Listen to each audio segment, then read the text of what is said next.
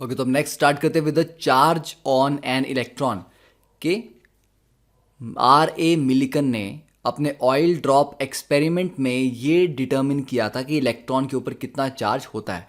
तो उसका जो एक्सपेरिमेंटल सेटअप था वो कुछ इस तरह से था। ये जो ब्लू कलर की दिख रही है it's a negatively charge metal plate. Red colour की जो दिख रही है it is a positive charge plate. ठीक है, तो ऊपर पॉजिटिव चार्ज प्लेट है, नीचे नेगेटिव चार्ज प्लेट है। तो इन दोनों के बीच में क्या है, एक इलेक्ट्रिक फील्ड डेवलप हो रही है। फिर जैसे आपने घर में देखा कि पानी का एक स्प्रेयर होता है, ठीक है, इस तरह का, ठीक है, कॉलिन है, जैसे उसे साफ करते हैं तो कॉलिन का एक स्प्रे निकलता है, तो वैसे उसको बोलते हैं डिवाइस को एटमाइज़र। तो उसने एटमाइज़र में ऑयल रखा और जब उसको स्प्रे किया तो ऑयल के छोटे छोटे ड्रॉप्स बन के वो स्प्रे हुए। ऊपर वाली जो प्लेट थी इसमें छोटा सा पिन होल दिया हुआ है। ठीक है, यहां पर आपको होल ज़्यादा बड़ा दिखाई दे रहा है पर एक्चुअली ये पिन होल दिया हुआ था। इस होल का साइज इतना था कि इसके थ्रू सिर्फ एक ही ऑयल का ड्रॉप जा सकता है। तो ऑयल का ड्रॉप इसके थ्रू नीचे जा रहा है। अब यहां से हमने लेफ्ट से क्या की, एक्स रेज डालना स्टार्ट की। एक्स रेज क्या करेंगी, इस रीजन में जो एयर है उसको आयनाइज करेंगी, तो एयर से इलेक्ट्रॉन्स को निकाल देंगी। वो घूमते घूमते इलेक्ट्रॉन्स इस ऑयल ड्रॉप के साथ चिपक जाएंगे, मतलब ऑयल ड्रॉप उन इलेक्ट्रॉन्स को गेन कर लेगा। ठीक है, तो इसका मतलब वो जो गिरता हुआ ऑयल ड्रॉप है उसके ऊपर नेगेटिव चार्ज है, तो वेट mg की वजह से वो नीचे गिर रहा है। पर नीचे वाली जो नेगेटिवली चार्ज प्लेट है वो क्या करेगी, इसको रिपेल करेगी। तो उसकी रिपल्शन की वजह से इसको ऊपर की तरफ फोर्स लगेगी, इलेक्ट्रिक फोर्स। अब ये जो इलेक्ट्रिक फील्ड थी इसको एडजस्ट किया जा सकता था, बढ़ाया भी जा सकता था और घटाया भी जा सकता था।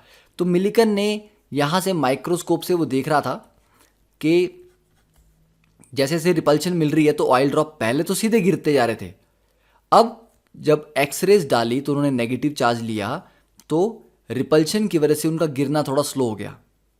फिर उसने इलेक्ट्रिक फील्ड थोड़ी और बढ़ाई तो गिरना थोड़ा और स्लो हो गया, और बढ़ाई तो एक पॉइंट पे जो उनका डाउनवर्ड फोर्स थी mg, ये एग्जैक्टली बैलेंस हो गई अपवर्ड रिपल्सिव फोर्स से। तो पार्टिकल थे ऑयल ड्रॉप वो हवा में स्टैटिक हो गए। ठीक है, दे स्टॉप्ड फॉलिंग।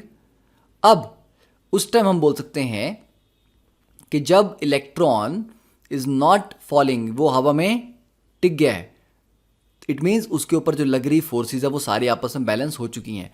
तो जो फोर्सेज है ये तो मैंने आपको बड़ा सिंप्लीफाइड तरीके से बताया कि एक इलेक्ट्रिक रिपल्सिव लग रही है, mg लग रही है, पर इसमें एक विस्कस ड्रैग फोर्स भी लग रही थी जिसको उसने कैलकुलेशन में कंसीडर किया था। ठीक है, ड्रैग फोर्स।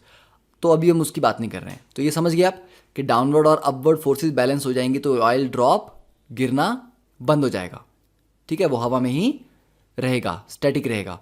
अब इन कैलकुलेशंस को करके उसने देखा कि मान लो इसके ऊपर कितना चार्ज आ रहा है, इस ऑयल ड्रॉप ने मान लो n इलेक्ट्रॉन्स गेन किए तो इसके ऊपर जो चार्ज आया वो ne होगा।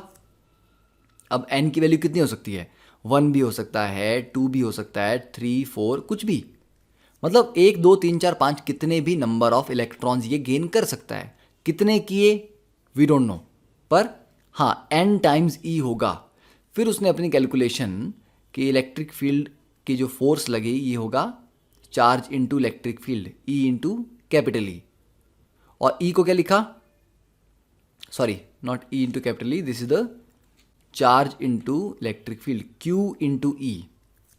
तो ये इक्वेट की उसने फाइनली सारी फोर्सेस आपस में। तो वहां से उसने ये देखा कि जो भी चार्ज की वैल्यू वो निकाल रहा था, Q को जब वो कैलकुलेट कर रहा था, ये वैल्यू हमेशा एक स्मॉलेस्ट वैल्यू का इंटीग्रल मल्टीपल ही आ रही थी। मतलब ये हमेशा n टाइम्स 1.6 इंटू 10⁻⁻19 कूलम भी आ रही थी। मतलब कभी भी वैल्यू 1.6 इंटू 10⁻⁻19 कूलम से छोटी नहीं आई, और जब बड़ी आई तो हमेशा इस वैल्यू का इंटीग्रल मल्टीपल ही आई, मतलब double I, triple I, 4 times. तो वहां से उसने समझा कि जो स्मॉलेस्ट वैल्यू है चार्ज की दैट इज 1.6 इंटू 10⁻⁻19 कूलम। इससे छोटा चार्ज नहीं हो सकता। मतलब अगर सिर्फ एक ही इलेक्ट्रॉन गेन होगा तो इतना चार्ज आएगा। तो यहां से कंफर्म हुआ कि this is the charge on an electron, कि एक इलेक्ट्रॉन पे इतना चार्ज होता है। ठीक है, तो आपको सिर्फ एपरेटस समझ आना चाहिए कि उसने क्या किया था। ओके, तो गिरते हुए ऑयल ड्रॉप्स थे, गिरते हुए ऑयल ड्रॉप्स ने इलेक्ट्रॉन एब्जॉर्ब किए, उनके ऊपर नेगेटिव चार्ज आया, नीचे वाली प्लेट से रिपल्शन मिली, रिपल्शन की वजह से उनका गिरना स्लो होता गया, स्लो होता होता होता एक पॉइंट पे उनका गिरना रुक गया। ठीक है, तो उस टाइम उसने सारी फोर्सेस को बैलेंस किया, बैलेंस करके जो चार्ज निकाला that was integral multiple of a fix value, और वो वैल्यू थी charge of an electron. Okay, तो दैट इज क्लियर। अब नेक्स्ट बात करते हैं discovery of protons and neutrons की। देखो, जो हमने कैथोड रे ट्यूब में पढ़ा था कुछ कुछ वैसा ही यहां पर भी हुआ, जस्ट उसी ट्यूब को थोड़ा सा मॉडिफाई करके यूज किया गया है। ठीक है, तो मैंने आपको लास्ट लेक्चर में बताया था कि जो इलेक्ट्रॉन्स निकले, इलेक्ट्रॉन किस तरफ भागेंगे, पॉजिटिव प्लेट की तरफ। ठीक है, और जो कैटायंस बने थे, कैटायंस किस तरफ भागेंगे, नेगेटिव प्लेट की तरफ। ठीक है, तो कैटायंस भागे नेगेटिव प्लेट की तरफ। तो कैटायंस की मोशन से जो रेज बनी, इनको कहा गया एनोड रेज, क्योंकि ये एनोड से कैथोड की तरफ जा रही थी, और इलेक्ट्रॉन्स की मूवमेंट को बोल दिया कैथोड रेज। तो दोनों रेज इकट्ठी आती हैं, पर इनको स्टडी अलग अलग किया गया था। ठीक है, तो देखिए यहां पर ये जो नेगेटिवली चार्ज पार्टिकल है, ये कहां भाग रहा है, लेफ्ट में आ रहा है। लेफ्ट में कौन है, पॉजिटिव प्लेट एनोड, और ये जो पॉजिटिवली चार्ज पार्टिकल हैं ये राइट की तरफ जा रहे हैं, क्योंकि वहां पर कैथोड है। ओके, तो यहां से मतलब इन रेज को भी स्टडी किया गया धीरे धीरे, और इन रेज, क्योंकि इन रेज के ऊपर चार्ज कैसा, पॉजिटिव। अब आप मुझे ये बताओ, जैसे कि मैंने एक एटम हाइड्रोजन का लिया और एक ले लिया मैंने ऑक्सीजन का। अगर हाइड्रोजन से एक मैं इलेक्ट्रॉन निकाल दूं तो क्या बचेगा, हाइड्रोजन का कैटायन H पॉजिटिव। ऑक्सीजन से एक निकाल दूं इलेक्ट्रॉन तो क्या बचेगा, O पॉजिटिव। अब इलेक्ट्रॉन चाहे हाइड्रोजन का हो चाहे ऑक्सीजन का, इलेक्ट्रॉन तो सेम होगा। तो किसी भी गैस से कैथोड रे बनेंगी वो सेम होंगी, पर जो दूसरा कैटायन बचा है वो तो सेम नहीं है ना। हाइड्रोजन का कैटायन का मास कुछ और है, उसके ऊपर चार्ज, अभी तो चलो मान लिया हमने कि 1 पॉजिटिव ही है, क्योंकि दोनों से एक एक इलेक्ट्रॉन निकाले हैं। पर ऑक्सीजन से मैं 2 भी तो निकाल सकता हूँ ना इलेक्ट्रॉन, 3 भी निकाल सकता हूँ, 4 भी निकाल सकता हूँ।